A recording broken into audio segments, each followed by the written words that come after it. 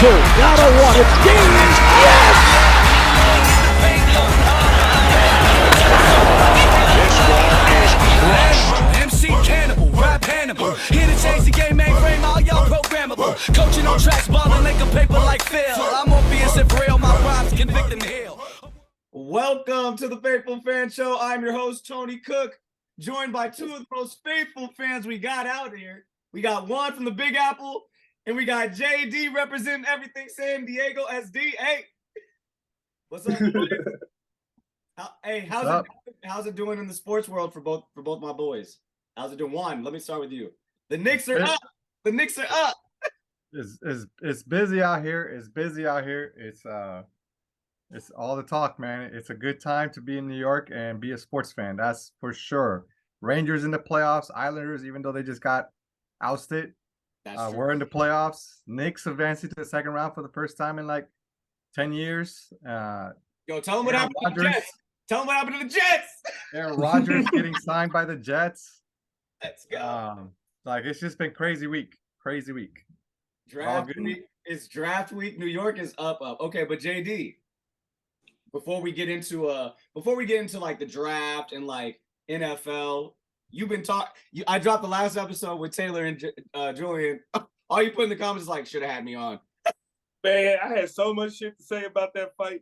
I was in the gas lab in a table, VIP, and there's only like 3 black guys there, and it was awkward toward by the end. Like I'm like, oh, it was a good fight. That's where you watched the Tank Davis. I was in the gas lab getting it in.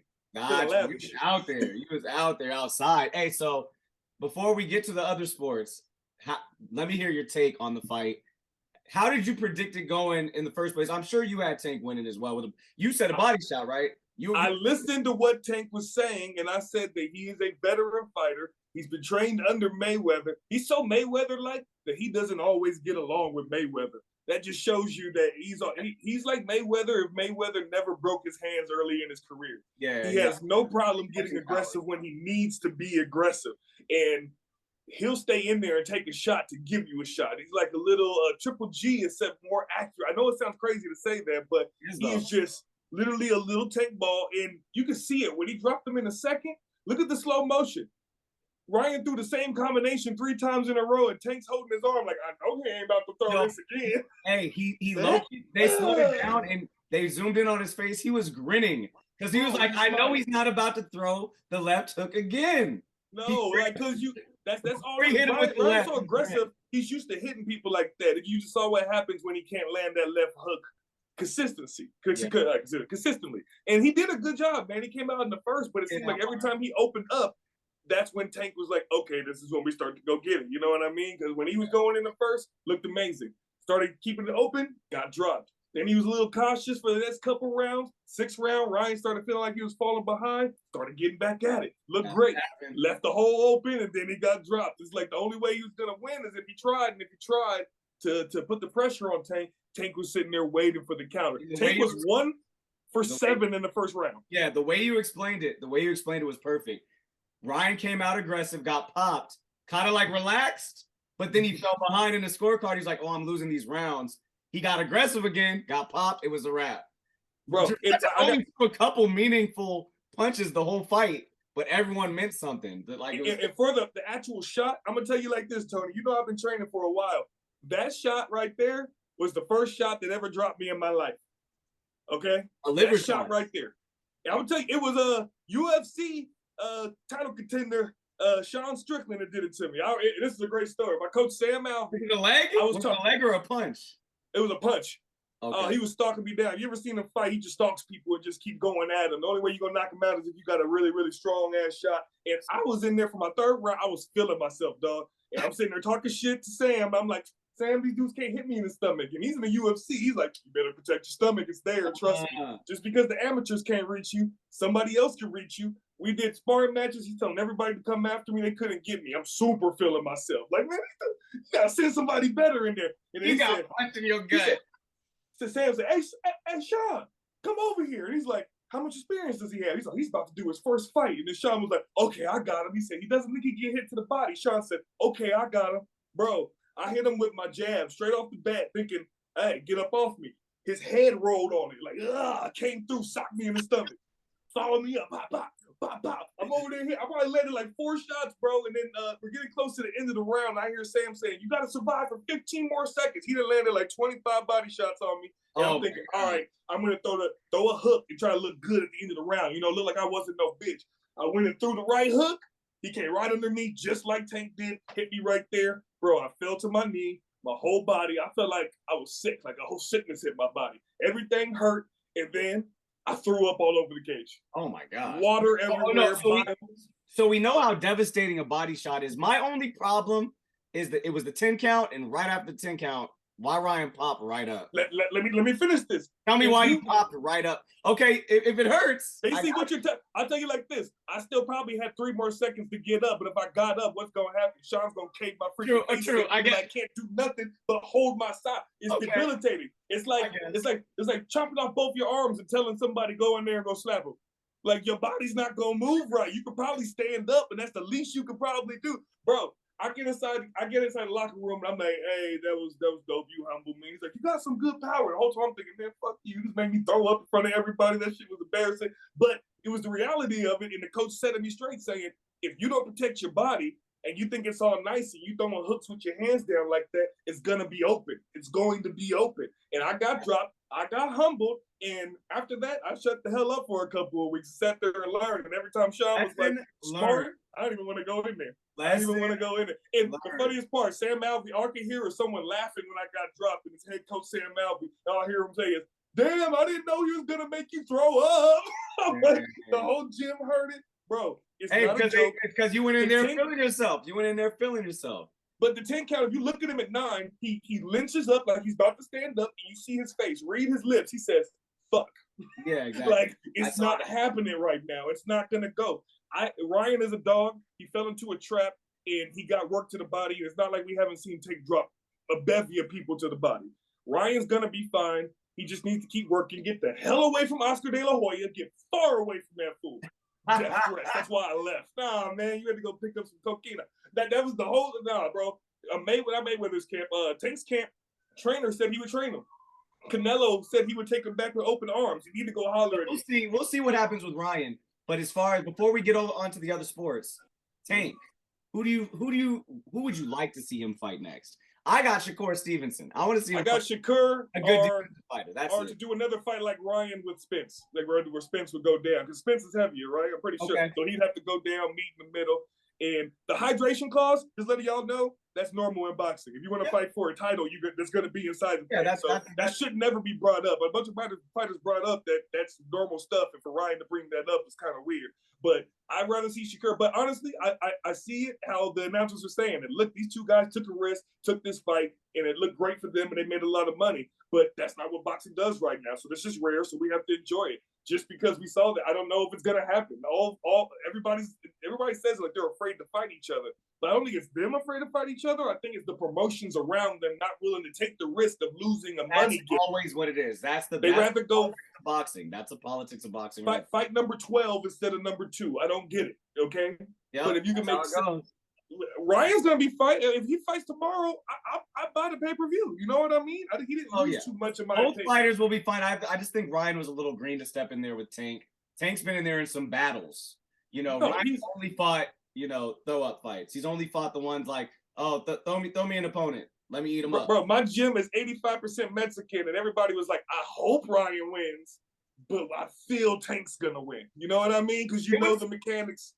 We saw a lot of people that had money on Ryan. But they made Vegas look very smart.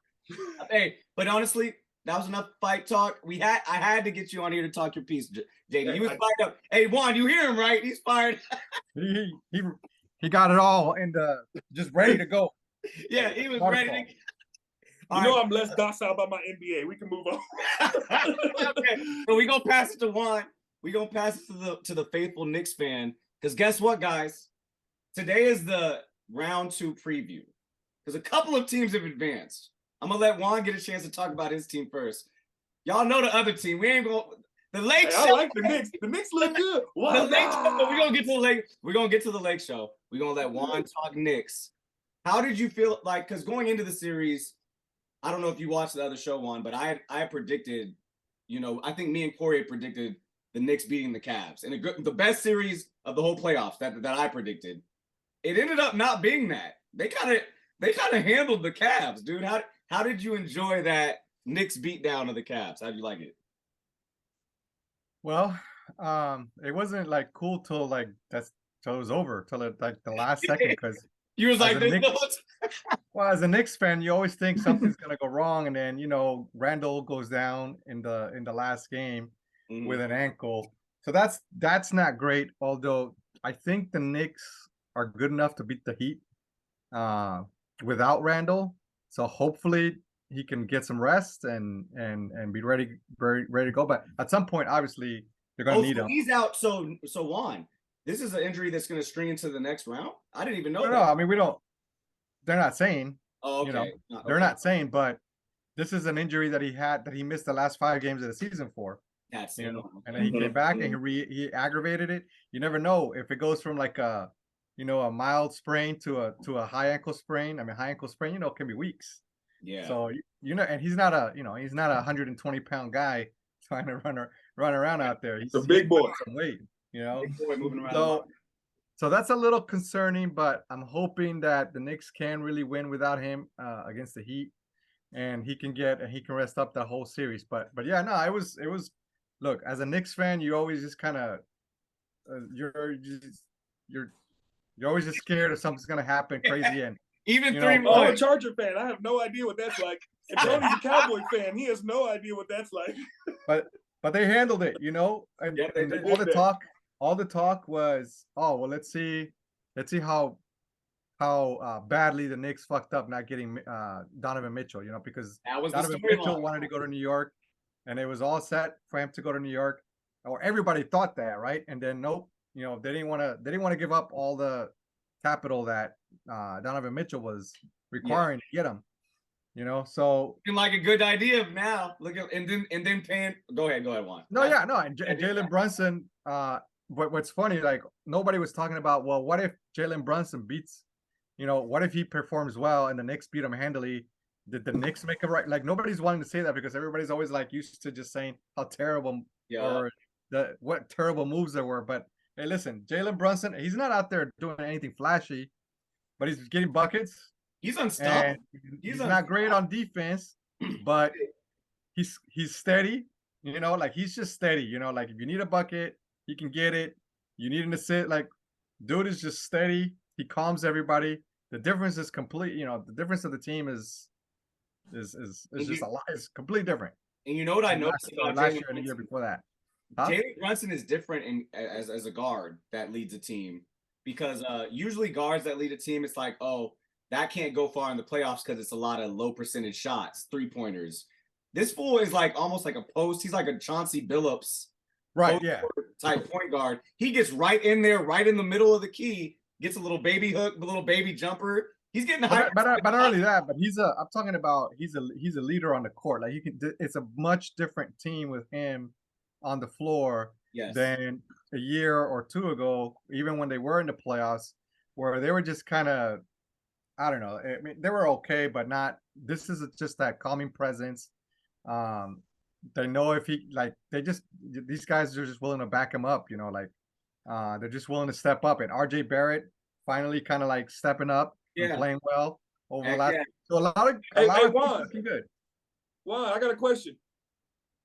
How you feel about next round going against Jimmy Buckets, because he's playing like the second coming of Jordan right now. So I want to know how y'all feel about that. Because hey, Miami's the kind of team where if you don't let them get back into it, you can beat them easily. But if you let them hang around, all of a sudden they keep coming back with these legendary comebacks. And they just took down number 1. So I just want to know. That's what happened to Milwaukee. Like that's what they got up on Milwaukee, and Jimmy smelt blood, and he just started going. The big difference here, I think, where the Knicks have an edge. The Knicks are a better defensive unit than the Bucks as a unit, but also Mitchell Robinson in the middle. He's more of a true center. Obviously, what's his name? Lopez, Milwaukee. He's a good defender. He's great. He's a great center, but he likes to play outside. So when he's got that like outside, even on defense, he's not being that big man kind of. his mentality is not like primarily defense and rebounding. Honestly, Mitchell Robinson, I would say, is probably a better rim protector. Maybe not. That's what I'm saying. I think his mentality is more that hard-nosed defense, rebounding guy, and whatever buckets he gets. That's his job. His defense. But Lopez was a lot more offensive minded. I got a pretty jump shot now, and like it's not the same thing. So maybe the stats are similar as far as defensive goes, but I think Mitchell Robinson will be the difference. Jimmy Butler got a lot of his buckets inside. I mean, he's a great mid-range shooter. Don't get it twisted, but come on, like he's not gonna get 40 every night, and to beat the Knicks, he's gonna have to get at least 30 a night. I mean, that's all they got right now. Could say Donovan Mitchell, you could say, is a better offensive player than Jimmy Butler. You could. And, they handle on a consistent basis. I'm talking about when he gets hot. In the playoffs, no. Donovan Mitchell's had great playoffs. He's averaging 28. Like 28. Mitchell goes off. Mitchell's that guy. But listen, you know what else? The Knicks have sneakily acquired one of the better perimeter defenders in the league, and Josh Hart. Josh Hart's been a big deal. That's a big deal. That's a big deal because he's two-way. He does very good on offense. He doesn't turn the ball over. He knows his role on offense, and he's a perfect person to throw out there on Jimmy Butler. And he's also he's got the strength to deal with it. He's also got a good attitude. Like that makes a difference. Trust me. Like that makes a difference. This guy's like kind of like a breath of fresh air on the court for the Knicks. Like I always feel like they got this pressure. But anyway, to finish about Jimmy Butler, look, Jimmy Butler is playing out of his mind. He's playing really well. And Miami is very well coached. Obviously, Spoelstra, I think, is kind of always overachieves a little bit. Maybe not overachieves. That sounds bad. I mean, he just gets it done. He gets teams into the playoffs. He's underrated. He's good. But I think the Knicks right now are a little deeper as long as nobody else gets hurt, right? Definitely. Quentin Grimes gets back. The Knicks bench is a little deeper than the Heat, especially without Hero and Olio. I forget how to spell his name. Yeah, Hero's been hurt. I forgot about that. That sucks for them. That sucks. And Olio Kupo, whatever his name, however you pronounce his name, I forget. Adebayo is out. Adebayo, yeah, he's out. He tore his patella tendon. He's out. No, he's been out. He's been out. Yeah, he's been out, dude. Where you been? I honestly did not know that. He didn't play like the last 3 games. That's why everyone's like, the Knicks are going. That's why people are Knicks are going to the fight. Adebayo's out. That's the best. Listen, at the end of the day, you saw they beat Milwaukee without them, essentially, right? Because Tyler Hero got his hand broken in game 1. And Victor, like game 2 or 3, he went down. Victor Oladipo. And they beat him. Oh, not Adebayo. Victor Oladipo. Oladipo, yeah, there you go. I'm thinking Bam Adebayo. Okay. No. Victor Oladipo. Okay. And your Africans mixed up. Yeah, I got man. Come on, Tom. Come on, Tom. Yeah, okay. So it's still gonna be a good series. It's still gonna be hey. Adebayo. They're still a good team. I think the Knicks 2 advantages are gonna be inside, which are big advantages, I guess, and the bench. But Jimmy Butler, if he plays like he's been playing, he's gonna kind of even things out. It's all about if Miami can hang around in that 5 to 10 point range, because it'll be dangerous. Like the Knicks will need to get. But you know what? The Knicks are gonna win one of those games because the Knicks can play that grinded out. They're not a run and gun team. Yeah, they're more of a grinded out type of team. When did the Knicks win it? How many games? How many games in the series? Tell us. Look, I think they'll get it in 6. Knicks win in 6. I like it. He get 2. I call that 2. If I get 1 or 2, I can see that. But Jimmy, I don't. You're right. Because the only reason I'm saying that I'm a little bit worried about Jimmy is because I saw him score have a really big game and then said, but he ain't gonna be able to continue to do that. And then he did it again. So if they're putting everything on his shoulder, all you gotta do is stop him. So it seems like a pretty and the defense from the Knicks is stout, man. I watched them. I'm like, they're good all the way around. They're the best defensive team left in the playoffs right now. It's Thibodeau. Yeah, you know what I mean? So I'm leaning all the way towards the Knicks. I'm just saying you can't ignore what Jimmy's been doing. Not at all. I love. I'm sure they're not ignoring it. I'm sure they're gonna go game plan around him and see if anybody else can beat him, right? Like that's probably what they're gonna do. They're gonna throw double teams at him. Milwaukee was afraid to guard him. Milwaukee was afraid to guard him. They kept switching. Nobody wanted to guard him. It seemed like new people were guarding him each time. Someone from the Knicks, like Josh Hart, somebody got to take the responsibility, like Kobe, and say. That's why I said I think Josh Hart got. I think Josh. When Kobe said, "I got Ray Allen. I'm sick of this." Someone needs to be the one to shut down the person that's hot. And I think that Josh Hart will probably do that. You guys are right. People sleep on it. So I'm not saying he could shut him down, but Josh Hart will make it difficult enough to where Jimmy gonna have to work for his buckets. No, like if Jimmy has to shoot like 30 to 35% to get 25 points, that's probably in our favor. Exactly. If it stays around that part, Jimmy Butler's still a hero, but they probably still lose. So I think that'd be the perfect scenario if they keep him in that 35% range and keep him under 30, 25 range, which is still great, for playoffs. But they'll be able to win with that stat line. So fans, there we have it. Juan's predicting a win over the Miami Heat in 6. I love it. Knicks advancing to the Eastern Conference Finals. This is what that would be sick. And then, hey, if they make it to the conference finals, we were saying might have to bite the bullet and go to Madison Square Garden. Get in. Hey, I feel you, bro. Me and my stepfather was looking at the tickets of San Diego State National Championship in Texas. And we were about to put. It was like 1,500. We were like, we got family reunion. We can't do it. We were really about to go. I love it. Okay, so we got that on the Eastern Conference. Let's talk about what's going on with the Lakers, y'all. We just advanced yesterday. Hey,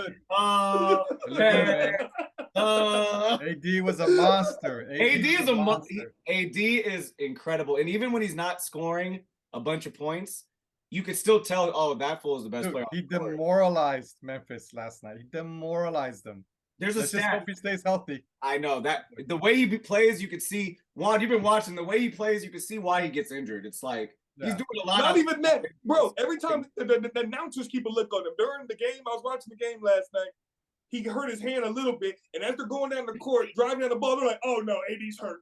AD hurt his hand." Yeah. Like not even talking about the game going on no more. He's hurt. His perk was like he touched his finger. He's looking at his finger. He can do this. He might have some trouble for a couple weeks. Like it's bad, man. The AD watch is bad, but it's the playoffs, man. And I think that resting him during the season, even though everybody hated it, was probably the best plan because it's the best that they're looking right now. You know what I mean? They look energized. Yeah, you got to have him healthy by the postseason to have a chance. And if you have him on your team, we're seeing in the postseason, you got a shot to beat any team. Because Memphis, I don't care what nobody say.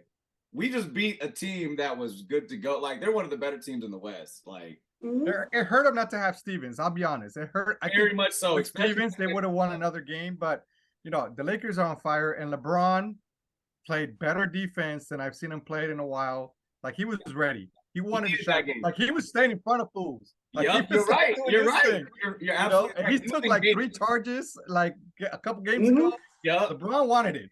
Hey, crazy Lakers stat. Lakers are playing some good defense too. Maybe not as good as the Knicks, but Lakers playing some good defense. 55 blocks this series for the Lakers. That's in crazy. 6 games. 55 blocks in 6 games. Yeah, no, that's insane. Hey, that's Tone, crazy. Tone, why you ain't telling me Haji Mora be balling like that? That was the one I didn't see coming. That's what I didn't see coming. I didn't even know his name like that. I was like, hold on, where did he come from? Hold on, Washington. That was a funky pickup too, and he's a big. You needed that wild card. You needed that play off the bench because it seemed like the Lakers, whenever they were doing good, it was all the star players. Austin Reeves taking off the bench, put him in the starting lineup, doing all those things, but their bench wasn't performing on a regular basis. And him coming in off the bench, I don't know if they're not starting him right now, right? No, they still got the 80 bench. He's gonna come off the bench. God, it would have been tempted to start him because that boy, he's streaky. And what he's good at, he's like the same build as LeBron. He's not as skilled. He's not LeBron. But when people dedicate so much resources to LeBron and AD, these big body dudes, there's nothing left to stop that fool. So he just gets wide open threes. He gets wide open everything. But you know what? I was impressed last night because he wasn't not hitting his threes, right? Like he took it not hitting it, and then he just started driving it. Like, all right, I just drive and dunk. Like he was doing like splitting off, like reverse. He's a very good offensive player. Yep. He was good. All-around offensive player. He's not like great at anything, and honestly, maybe like his passing. But for what we need him to do on the Lakers, big ups him. Oh, hey, you guys are looking good. It's looking scary. As long as everybody stays healthy, I think the Lakers can beat the Warriors or the Kings. Okay, so that was my question. Okay, so that's my next question. I'll ask you first, JD. Who would y'all rather see? I posted this on my page. Who would y'all rather see the Lakers play now that they're into the second round? Warriors or the Kings? Y'all know my answer. Warriors. Warriors obviously is the go-to answer, but I'm gonna put it like this. I've been out of Sacramento. I got my cousin out there. I went to go check out the arena. They got a good little thing going. They are hyped. That city is hyped. If they get they're good. If they get a home game in there, playing. it's gonna be like, I know people are like, oh, I want to see Steph versus LeBron. I'm thinking like, oh, Shaq and Kobe versus Chris and Vlade. Like that's what I'm thinking. You know what I mean? I'm old enough to remember. Old school like, Kings Laker rivalry. Okay. I ain't afraid of the Sacramento Queens. I remember those days, boy. Bring that rivalry up because they're coming, and you know LeBron ain't gonna be here forever. We got to start these new things going. You know what I mean? Steph getting old. You don't look old, but we're getting to those days. I like the new young cats getting it in. So far as like as a fan that doesn't root for any team, I would like to see the Kings get their shot. But for just overall basketball and wanting to see who's really the best, I want to see the Warriors. And it's looking like the Kings might get it after that win it in. They play at the Knicks. They play as a team. They play all together. They're good too. They're a good up and coming team. Juan, who would you rather see the Lakers play? Look, Mike Brown's got look, I've always kind of criticized Mike Brown. Like I always thought he was, product of LeBron rather than the other way around, but look, my respects. Sacramento looks for real. Like they obviously look young. They obviously look young at times, but they got like boundless energy. Yeah. It's like, crazy. They're outrunning the Warriors. Do you see? Yeah, like they're just running and they don't stop. They don't stop. Like they don't stop and ask anybody. Mike Brown's like, exactly. You see, that's literally the play that he calls every time down the court. And I'm like, go. And so they're a dangerous team. Look, honestly, right now, I would say rather is a strong word, but I'm gonna agree and say the Kings because we've already seen the Warriors. I mean, at some point things are gonna shift over, and the fact that LeBron's still in there, hey, a testament to him. But all these new teams, right, like Phoenix, Denver, that are kind of have some youth, the newer stars, even though Phoenix got KD, but still, And then Boston, even though they've been together for a few years now, that's still a young team, like it's just the time, dude. So let's get the Kings in there and see what happens. I mean, the Kings are dangerous. Like you could probably, if you can kind of slow them down a little bit, you could probably beat them by 30. But if any of those guys get hot, dude, that team can score 140, 130 points. Bunch of horses. They just especially at home. Especially at home. Don't matter what Anthony Davis does, because they don't mind shooting wherever they are. I was telling you, Sacramento rocking right now, man. And I'm seeing all his stories, all his videos. Malik Monk is a monster. He's a monster off the bench. But okay, we got the basketball talk. Before we run out of time, but before we get out of here, I gotta get your guys. I want your guys' grades for your respective teams on the draft or just off season, Juan, because I don't know if you really you guys threw a lot of your draft picks at your new acquisition, Aaron Rodgers. Look, getting Aaron Rodgers had to be done. Exactly. First rounder is a big deal, but there's no way that you don't get Aaron Rodgers when you've been talking about all this and you got such a young core. Like, it just had to be done. Look, the Jets have never done anything like this. It was a huge swing for the fences.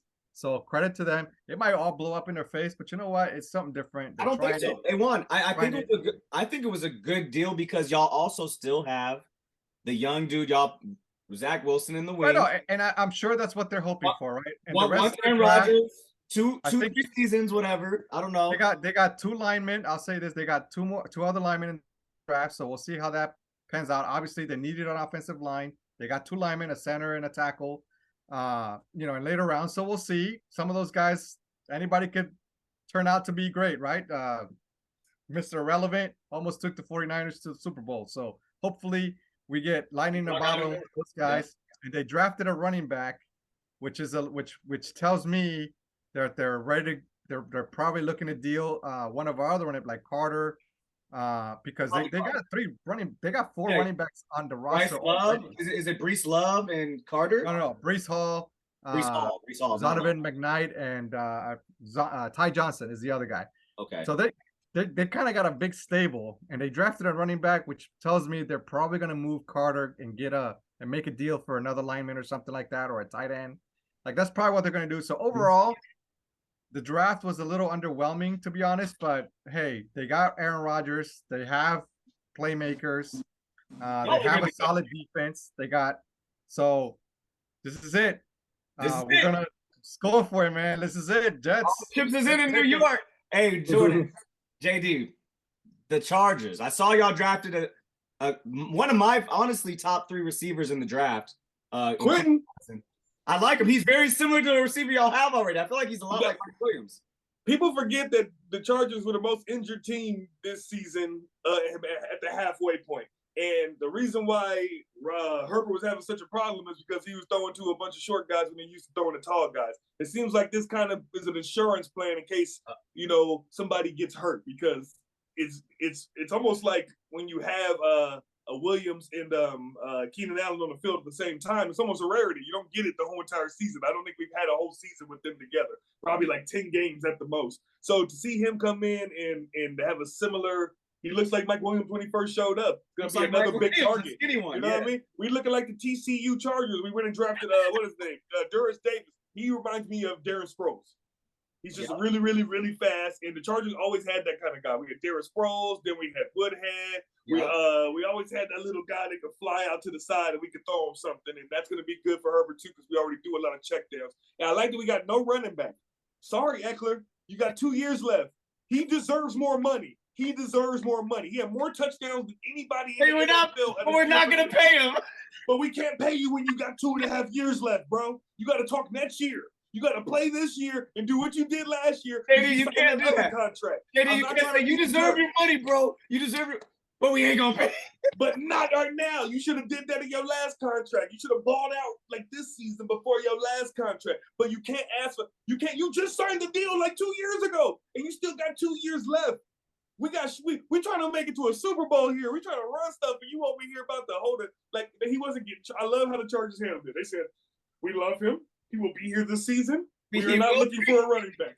He will be under contract. He will be at every game. We don't have to trade him." He picked the wrong time to pipe up. You know what I mean? You saw what happened to Melvin Gordon. We sent his ass to Denver to go fumble. Well, you want more money, and he was in a contract year. We were like, they're looking at these numbers. It's not worth it. We'd rather go with Eckler. So I'm glad that they didn't fall for that. We needed what was it? We needed an offensive lineman. Got one. Needed another linebacker. Got one.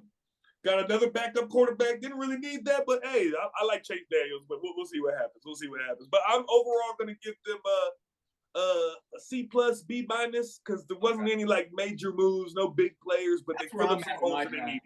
It was more of a security picks more than it was to bolster up what they already have. J.C. Jackson coming back after season-ending ankle injury. He was our big guy last year. You know what I mean? He got smoked by the Chiefs, got injured, and then we never saw him. We were like, what a waste of money. But we still have to give him that money. He already signed the contract. So let's see what he got.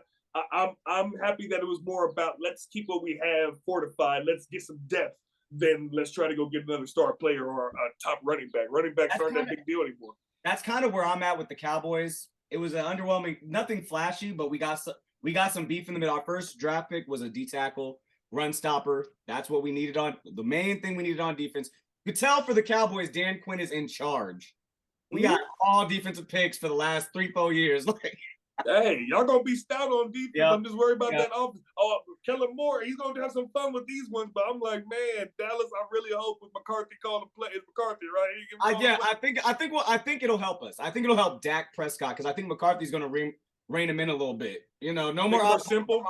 Yeah, no more audibles at the line, Dak. We ain't ready for all that. Let's just keep it where we at. Guys, that's fair. We're running out of time. I appreciate all your sports knowledge, but before we get out of here, anything to say to the fans, gentlemen? One. Subscribe, like. Yep. Thank you, sir. I gotta say something to Juan. San Diego State point guard, Trammell, that was just in the national championship. They're talking about it in San Diego. I know you don't get the news over there, but they're talking about if he ever gets drafted, he'd be perfect for the Knicks and the way something they got going right now. I'm just telling you, spread the word, tell them around. Because you get that guy. I love to see. We want him in the Big Apple. We want him in the Big Apple. You can probably get him in like the 4th round, like late too. Hey y'all. Until next time on the Faithful Fan Show. Yeah. Hey. Rookie in the paint, going hard with the venom. Shot so much, man. I think I need a layup. In the paint, going hard. I think I need a layup. So much, man. I think I need a layup. Animal, MC Cannibal, rap Hannibal. Here to change the game, mainframe, all y'all programmable. Coaching on tracks, balling, linking paper like Phil. I'm Morpheus and real, my rhymes convict and heal. A world blind, my lines a red pill, real.